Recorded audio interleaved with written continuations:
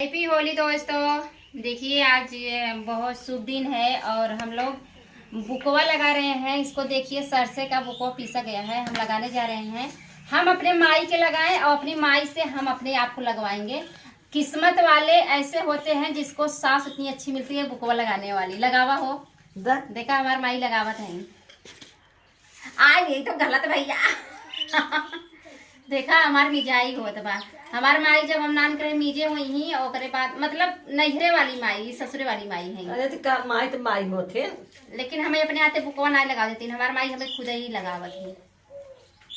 तो वीडियो जैसे लगा हो लाइक शेयर कमेंट जरूर कर जा और तुम सभी जौन बहनी दीदी देखत हो ना जय जय अपने अपने भतारन के खूब लगावत जाओ बुकवा और मतलब सासू ससुर के लगावत जाओ, उनका से सेवा करत जाओ। इन्हें के अपने चिकनाई ले उनका से न लगाई, सब पर सेवा करत जाओ। मस्त के बुकवा लगावत जाओ। काल भांग पी पी